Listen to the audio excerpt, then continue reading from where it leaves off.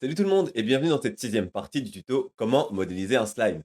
Dans cette partie, on va s'intéresser au socle qu'on a juste là, puisqu'on avait fait un matériau assez simple. Alors on va juste regarder à quoi il ressemblait. Alors voilà, on avait rajouté un matériau avec un léger dégradé de marron qui nous permettait d'avoir un peu de substance, un peu de texture, on va dire, sur notre objet. Par contre, je trouve que c'est quand même assez dommage parce qu'en soi le socle reste assez simple alors qu'on a quand même passé pas mal de temps sur l'herbe. Et pour éviter que le socle ne gâche le tout, on va rajouter une fine couche de mousse, d'accord? Histoire d'avoir quelque chose d'un peu plus travaillé, et ça va également améliorer le rendu final en ajoutant une sorte de transition entre la terre et l'herbe, d'accord? Alors cette section va être divisée en deux sous-parties. La première sera un peu comme système de particules, on va faire quelque chose d'assez accessible, et la deuxième sera légèrement plus compliquée, mais ce ne sera pas une étape obligatoire. Alors là, le but du jeu, dans un premier temps, ça va être de séparer le dessus du socle du reste du socle, de manière à ce que la mousse végétale ne pousse que sur la surface du socle. Alors déjà, on va le sectionner et passer en mode local view avec slash, et on va voir ce qu'on peut faire. Alors, on va déjà commencer par ajouter un node un peu spécial qui est le géométrie node. On l'ajoute à ce niveau-là. Le node géométrie va nous permettre de récupérer certaines informations relatives à notre géométrie. Jusque-là, ça se tient. Donc, on va faire CTRL mach clic une première fois. La position, ça ne nous intéresse pas. Et une seconde fois, et là, on va obtenir des informations relatives au normal. Donc, petit rappel, une normale, ça correspond à l'orientation d'une face. Donc là, on va voir les normales sur l'axe Z, les normales sur l'axe X, qui sont donc représentées en rouge, et en axe Y. Vous l'aurez compris, comme nous, ce qu'on veut conserver, ces informations sur le dessus du socle, on va essayer d'isoler l'information des normales qui font face à l'axe Z. Alors, comment on peut faire ça? On va utiliser un node hop, qui s'appelle le Separate XYZ, qui est juste là.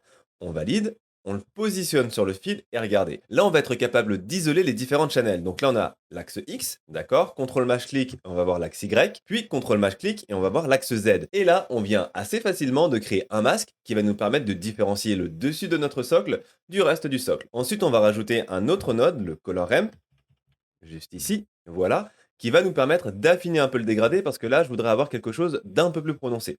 Donc je vais juste prendre la tête noire et la rapprocher de la tête blanche pour avoir quelque chose comme ça. Voilà. À présent, on n'a plus qu'à rajouter la couleur verte qui va correspondre à la mousse végétale. Donc pour ça, on va aller juste en dessous de Color Ramp, on va faire Maj A, Search, et on va taper RGB. On le valide, on va le mettre à ce niveau-là, et on va commencer à un peu aérer nos différents nodes parce que je peux vous assurer qu'on va en avoir besoin. On le met à ce niveau-là, voilà. Ensuite, on va prendre du vert, donc on va le mettre à ce niveau-là, et on va augmenter un peu la value. Donc on va mettre quelque chose comme ça. Voilà. À présent, le but du jeu, ça va être de faire un mix entre ces deux couleurs. Donc pour faire le mix, petit rappel, CTRL Maj, clic droit sur RGB, d'accord? On va tirer le fil jusqu'à Color Ramp et on lâche. Ça nous a automatiquement créé un mix node et dans le mix node, on a le factor. On va connecter le color de la color ramp dans le factor, ici, puis on va faire CTRL mach clic pour avoir un premier aperçu. Et là, on peut voir qu'on a bien différencié le dessus de notre socle du reste du socle et qu'on a bien du vert là où il y aura la mousse. Alors regardez, si je quitte le mode local view, on va avoir un premier aperçu. J'aimerais rajouter un peu de bruit au niveau du dégradé qui va faire la jonction entre la terre et l'herbe. D'accord? Donc pour ça, on va devoir ajouter une autre texture. Alors je vais repasser en mode local view avec slash. Voilà. Je vais faire un peu d'espace à ce niveau-là. G, Y, comme ça, voilà. Et là, on va faire Maj A et on va chercher Noise Texture. Donc, noise Texture. On le met à ce niveau-là. On va faire CTRL T. Ça va nous rajouter nos deux nodes du VMapping. On va les déplacer sur l'arrière et le premier node, on va le supprimer. On le supprime pourquoi? Bah, juste parce qu'on a déjà ce node qui existe juste là. Donc, on va le mettre un peu plus haut et on va connecter Object à Vector. Voilà, comme ça on a économisé un node, c'est pas plus mal. Maintenant, ce qu'on va faire, c'est CTRL mach clic sur le Noise Texture pour voir un peu à quoi ça ressemble. Nous, ce qu'on va vouloir faire, c'est imiter une texture de mousse végétale. Ok? Alors pour ça, ce que vous allez faire, vous allez pousser le roughness à quelque chose comme 0,9. Voilà. Le detail, vous allez le mettre à 15, c'est la valeur maximum. Et maintenant, on est bon. Sauf qu'on ne s'en rend pas encore bien compte. Pour mieux s'en rendre compte, on va devoir augmenter le contraste. Et comment on fait pour augmenter le contraste? Eh bien, c'est simple. On va rajouter une autre color ramp. Voilà. Qu'on va mettre sur ce fil et on va pousser les têtes noires et les têtes blanches pour augmenter le contraste. Vous voyez, là on commence à avoir quelque chose qui s'approche de ce qu'on voudrait faire. Donc on regarde à peu près ce que ça donne. Voilà, donc on va avoir quelque chose comme ça. On va essayer d'éviter d'avoir des valeurs trop blanches et trop noires, d'accord? On va éviter d'avoir quelque chose comme ça. Ça, on veut pas. On va essayer d'avoir quelque chose d'un peu plus subtil. Voilà. Quelque chose qui aurait cette tête-là, comme ça. Voilà. À présent, c'est là où on va faire quelque chose d'un peu plus compliqué. On va essayer de récupérer les valeurs de la texture de la mousse et de les soustraire aux valeurs qui sont contenues actuellement dans le masque. Alors oui, ça peut vous paraître bizarre que je dise soustraire par rapport à des couleurs, mais je vous rappelle que sous Blender, le noir, ça correspond à la valeur 0 et le blanc à la valeur 1. Donc là, actuellement, entre ces deux color ramps, on a juste des valeurs qui vont de 0 à 1. Donc on peut faire des opérations mathématiques avec ces valeurs, d'accord? Alors pour faire ces opérations, ça va être très simple. On va faire CTRL-MAJ, clic droit sur ce color ramp, et on va glisser sur le deuxième. On lâche. Et regardez, là on a déjà un premier résultat. C'est pas exactement ce qu'on veut. Pour le moment, on a un mix node. Nous, ce qui nous intéresse, c'est de passer le mix à subtract qui est juste là. Donc on valide et on va voir une soustraction qui va être faite entre les différentes valeurs qu'on a sur la color ramp 1 et la color ramp 2. Sauf que là, encore une fois, on voit pas grand chose. On a le même problème que tout à l'heure, à savoir on manque de contraste. Donc pour augmenter le contraste, on fait la même chose. On va chercher une nouvelle color ramp. Voilà, que l'on va glisser à ce niveau-là. Et maintenant, on va faire comme tout à l'heure, on va pousser la tête noire et la rapprocher de la tête blanche.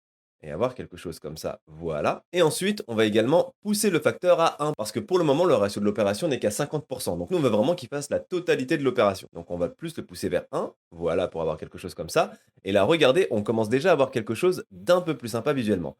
On va pouvoir pousser ces valeurs ici, pour ajuster un peu la tête de notre texture. Donc là, je vais voir que je vais plus jouer avec la tête sombre. Voilà, juste là. Et pour avoir un aperçu de ce qu'on vient de faire, on va un peu réorganiser nos nœuds. Donc on sélectionne tout cela. On fait GX, voilà, pour les avancer. Puis on va connecter le color de notre color ramp au factor qu'on a juste ici. Ensuite, on va faire CTRL-MAJ-clic au niveau du principal BSDF. Et voilà, on vient de créer la couche de mousse végétale sur notre socle. Et là, on peut quitter le mode Local View avec Slash et regarder un peu ce que ça donne. Donc regardez, par exemple là je vois que la mousse pourrait être un peu plus répandue. Eh bien ce résultat peut être obtenu très facilement en jouant juste avec les différentes têtes de couleurs qu'on va avoir au niveau de cette color ramp. Regardez, en prenant la tête noire et en la poussant vers la gauche, je vais étendre ma mousse végétale et en la rapprochant de la sélection blanche, je vais la diminuer. Donc là je peux mettre quelque chose comme ça. Voilà, on va s'arrêter là. On peut également augmenter ou diminuer l'effet en jouant avec le facteur du subtract. Vous voyez, si je mets 0, on va récupérer le même dégradé qu'on avait initialement. Et si je le rapproche de 1, on va commencer à avoir ce petit effet de grain que moi j'aime bien. Ensuite, on peut également augmenter ou diminuer l'effet en jouant avec les autres color ramps. Vous voyez, en jouant avec celle-ci, je vais être en mesure de rétracter ou d'étendre la mousse. Et pareil, avec celle-ci, je vais avoir un dégradé qui va aller plus ou moins loin. Donc on peut même s'arrêter à ce niveau-là. Voilà. Ensuite, on recule, on regarde un peu ce que ça donne. Honnêtement, je suis plutôt satisfait du rendu. Je trouve que l'herbe, la mousse et la terre se marient plutôt bien. Et là, on vient de terminer la partie qui était facile, entre guillemets, d'accord? Parce que je sais qu'on a mis pas mal de petits nœuds, mais au final, ce sont des nœuds qu'on a déjà vus pour la plupart. Il y a juste à la rigueur le mix node qu'on a changé en subtract, ok? Et le géométrie node avec le Cypherette XYZ. Mais tout le reste, ce sont des choses qu'on a déjà vues. À présent, on va attaquer la partie qui est légèrement plus difficile. En gros, ce que je veux, c'est rajouter un peu de nuance entre les différents niveaux de roughness et également rajouter un peu de relief à l'aide du bump node. Et pour ça, on va utiliser tous les nodes qu'on a déjà créés qui vont nous servir à la fois de masque et de valeur pour la roughness. Alors regardez, là par exemple, si je fais un CTRL-MAJ-clic sur cette color ramp, donc sur la dernière, d'accord, je peux voir que j'ai déjà un masque qui va me servir. Ce masque va me permettre de rendre la mousse assez réfléchissante, comme si elle était légèrement humide, alors que la terre qui se trouve au niveau du noir, elle sera plutôt sèche et du coup ne va pas refléter la lumière. Donc pour ça, on va créer un nouveau mix node. À la rigueur, on peut prendre celui-ci, faire Shift D comme ceci, et le mettre à ce niveau-là. On va le rapprocher de la roughness. Ok? Celui-ci, on va le réduire. Alors là, par contre, je vous préviens, les fils vont partir un peu dans tous les sens, mais ne vous en faites pas, après, on va les réorganiser. Donc, ce mix node, maintenant qu'il est bon, on va le mettre à ce niveau-là, comme ça. On va tirer un fil depuis Color, ok, et on va le brancher dans Factor. Voilà. Ensuite, on va retirer un autre fil depuis la même Color, et cette fois-ci, on va le mettre dans Color 2. J'ai bien dit 2, hein, pas 1. On le lâche. Ensuite, on va prendre ce node-là, donc regardez si je fais un CTRL-MAJ-clic, on va récupérer la texture qu'on avait créée pour la mousse. Seulement, cette texture, elle se rapproche aussi un peu à de la texture de terre, donc on va également s'en servir. Et pour s'en servir, on va récupérer la valeur color qui est juste là, et on va le tirer dans color 1, juste ici. J'espère que là, vous arrivez à suivre. Je sais, c'est un peu le bazar, mais vous en faites pas. En fin de vidéo, je vais vous remettre le shader tout propre, comme ça vous pourrez le recopier si vous avez du mal. Maintenant, ce qu'on va faire, c'est CTRL-MAJ-clic sur le mix node pour avoir un aperçu. Donc, j'ai juste appuyé sur Slash pour qu'on puisse avoir un meilleur aperçu, et voilà ce qu'on a. Donc là, concrètement, on va devoir retravailler un peu les couleurs, parce que comme je vous le disais, j'aimerais que la mousse réfléchisse un maximum la lumière. Or, pour que la roughness nous permette de bien réfléchir la lumière, il faut que la valeur soit proche de 0. Le blanc étant égal à 1, ça va pas être trop compatible. On va donc devoir rajouter différentes color ramps pour pouvoir ajuster le niveau de roughness de la mousse et de la terre. Et c'est de là que vient la complexité de cette partie. Alors on va commencer par travailler avec la roughness de la mousse. La mousse est bien connectée actuellement à la color numéro 2. Donc je vais faire Maj A, Search, on va chercher une color ramp, et on va le mettre sur le fil qui est connecté à la color 2, si j'arrive à le sélectionner. Voilà, juste ici.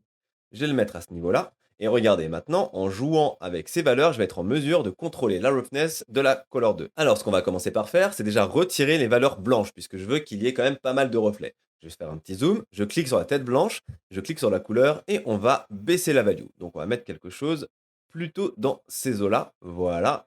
Ensuite, le noir, je trouve que c'est quand même une valeur qui est un peu trop extrême, donc on va recliquer sur la couleur, et cette fois-ci, on va augmenter la value pour avoir quelque chose, voilà, comme ça. Ensuite, on peut déjà faire un contrôle match-click sur le Principal BSDF pour avoir un premier aperçu, sans oublier bien sûr de connecter le color à roughness, ok? On va regarder ce que ça va donner. Donc là, pour le moment, on va avoir beaucoup de reflets sur la terre, c'est normal, on n'a pas encore retravaillé. Mais sur la mousse, on va voir qu'on va avoir des petits reflets par endroit, et c'est ce qu'on voulait. Pour mieux s'en rendre compte, on va continuer notre travail sur la roughness au niveau de la terre cette fois-ci. Donc la terre, c'est le color 1. On va faire Maj A, Search, on va chercher color ramp, et on va le mettre sur le fil de color 1. Juste ici, je vais faire un peu de place parce que là, c'est n'importe quoi, voilà. Et là, ça va être l'inverse. On va vouloir se rapprocher le plus possible des valeurs blanches. Donc je vais cliquer sur le noir et je vais pousser ça vers du blanc. Et regardez, déjà là, on peut voir la différence. Je vais zoomer, regardez bien à ce niveau-là. Je vais cliquer sur le noir et le rapprocher du blanc. Et là, on va voir que je commence à avoir une matière qui est beaucoup moins réfléchissante. Donc on va mettre quelque chose comme ça, voilà. Et pareil, pour le blanc ici, on va légèrement diminuer la value comme ceci. Et là, on va bien avoir deux niveaux de roughness différents entre le dessus et le profil. Ok, on peut mieux s'en rendre compte si on est ici. À ce niveau-là, on pourrait se dire que ça va, mais il y a encore un petit problème, c'est qu'on va avoir une spécular assez basse. Vous voyez, là, le spécular, concrètement, il est à 0,156. C'est pas top pour qu'on puisse vraiment bénéficier de beaux reflets. Pour ça, on va se servir du mix node qui est là, et on va le connecter au spécular. Seulement attention, le spécular va réagir un peu de manière opposée à la roughness. Autrement dit, pour que votre objet ait de beaux reflets, il faut que son spécular soit le plus loin possible de 0, ou en tout cas pas égal à 0, alors que la roughness, elle, devra être plus proche de 0. Donc pour inverser ces valeurs, on va juste faire Maj A, Search, on va taper Color Ramp, voilà, qu'on va mettre ici. Alors on va essayer de ne pas toucher de fil si possible, je vais commencer à faire un peu d'espace parce que là ça me gêne.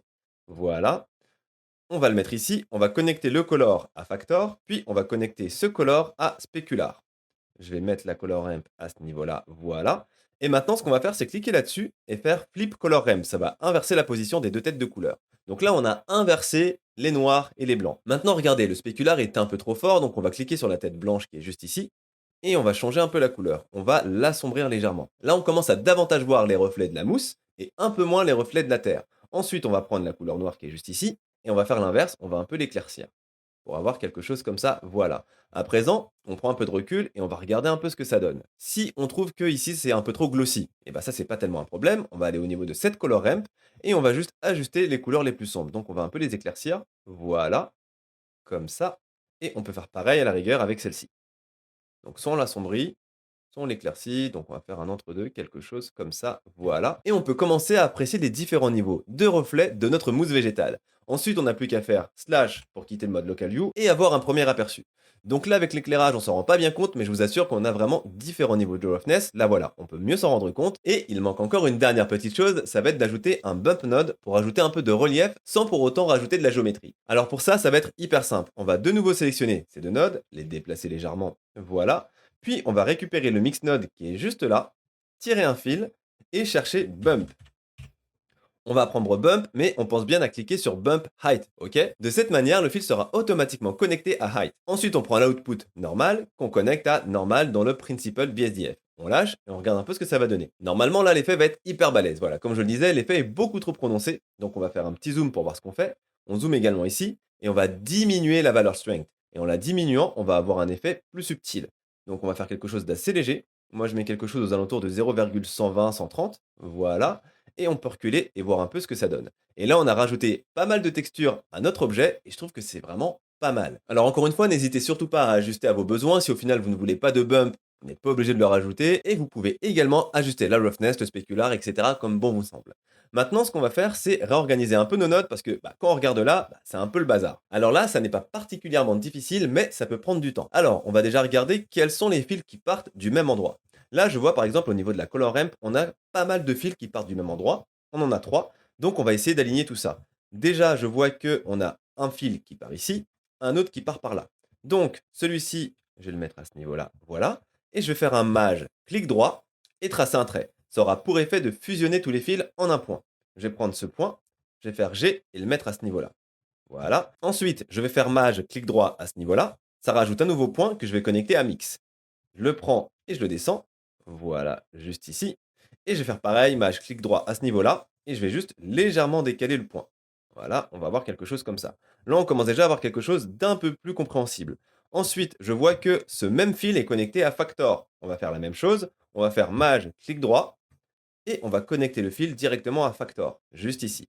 Voilà, donc là déjà on commence à avoir quelque chose d'un peu plus propre à ce niveau-là. Ensuite on peut regarder où est-ce qu'on va avoir d'autres fils qui partent du même point. Là je vais avoir trois fils qui partent de mix juste ici. Donc je vais faire mage, clic droit et tracer un trait. Puis plusieurs fois mage, clic droit pour remettre des reroute points afin de voilà, réorganiser correctement mes fils. Donc mage, clic droit, ici, on le déplace, on va bien l'aligner. Voilà. Et ici, on va aussi faire plusieurs mâches clic droit, voilà, pour correctement l'aligner. Là et tac, ici aussi. Voilà. Là, on commence à avoir quelque chose d'un peu plus lisible. Ensuite, je vois qu'on a un grand fil qui est juste ici. Alors, je pense qu'il est voilà, relié à ce node-là. On va refaire la même chose. On va faire mage, clic droit, créer un point à ce niveau-là. Voilà. Et ensuite, on va faire un mage, clic droit à ce niveau-là. G et on va le déplacer juste comme ça. Voilà. On peut également faire ça pareil au niveau du node RGB. Là, c'est pas une obligation pour le coup. C'est vraiment moi qui aime bien avoir ce genre d'organisation. Les courbes de Bézier qui sont utilisées pour générer les fils sont plus, comment dire, perturbantes qu'autre chose. Donc, on va le mettre ici, comme ça, voilà. Et on va le mettre comme ça. Voilà. Donc là, on a quand même pas mal d'espace. Ok, on va devoir les rapprocher pour que ce soit un peu plus lisible. Déjà, on va prendre toute cette partie-là. Voilà, et faire un GX, les rapprocher. Pareil pour cela. GX, on le rapproche, juste comme ça. Lui, on va légèrement le déplacer sur la droite. Voilà. Et ensuite, on va commencer à rajouter des frames autour de nos différents nœuds. Les frames, vous pouvez voir ça comme une sorte d'encart qui vont nous permettre de rapidement voir à quoi on a affaire. Alors déjà, on va séparer hop, ces nodes-là qui sont assez spécifiques. Donc on va légèrement les reculer, comme ceci. Puis on va faire CTRL-J. CTRL-J, vous voyez, ça rajoute une frame autour de nos nodes. On va ensuite appuyer sur F2 et on va le renommer UV Mapping. Ensuite, on va prendre tous ces nodes-là. Juste ici, voilà, ici on est déjà plus correct. Maintenant, il ne nous reste plus qu'à créer deux groupes, les deux derniers. Alors déjà, je vais bien espacer ces deux groupes pour ne pas me tromper. Donc je vais sélectionner tout cela. Je vais le descendre avec GY. Voilà, de cette manière, ils sont bien séparés visuellement. Ensuite, je vais tout sélectionner à partir de là, comme ceci. On va faire CTRL-J, F2 et on va l'appeler Color. Voilà. Et maintenant, on va faire pareil avec les groupes qui sont en bas. On sélectionne tout avec, hop, un carré de sélection, mâche-clic pour rajouter celle-ci, CTRL-J, et on va faire F2, et cette fois-ci, on va l'appeler Roughness and Bump. On valide. Ensuite, on va pouvoir sélectionner directement les frames et les déplacer, c'est ça qui va être super intéressant. Donc, on va faire ça. Ici aussi, on va le reculer un peu, et lui, on va le replacer un peu mieux. Voilà, juste comme ça. On peut également repositionner un peu le Principal BSDF, et également, pour nous aider visuellement, on va rajouter un peu de couleur. Donc pour ça, on va sélectionner la première frame qu'on avait créée. On va aller sur la droite et on va cliquer sur Node. Ensuite, on va cocher Color. Ça va nous permettre de rajouter une petite couleur en arrière-plan. Ici, je vais la mettre, voilà, on va dire quelque chose comme bleu. Voilà, très bien. Pour la Color, je vais cliquer dessus. Je coche Color et là, je vais mettre une autre couleur. Donc là, je vais partir sur du vert. Et pour la Roughness and Bump, je vais cliquer dessus. On coche Color. Et cette fois-ci, je vais partir sur quelque chose comme, voilà, plutôt du violet. Et c'est bon, on vient de terminer la création de notre matériau. Alors rassurez-vous, si vous avez eu du mal à suivre, je vais mettre en fin de vidéo en plein écran le shader. De cette manière, vous allez pouvoir recopier précisément tout ce que j'ai fait. Ok? Comme ça, il n'y aura pas de souci. En attendant, si vous avez des questions, n'hésitez surtout pas à venir dans l'espace commentaire ou même à passer nous dire bonjour sur Discord. On pourra vous apporter un peu plus d'aide. Et comme d'habitude, d'ici la prochaine vidéo, portez-vous bien et je vous dis à la prochaine. Salut!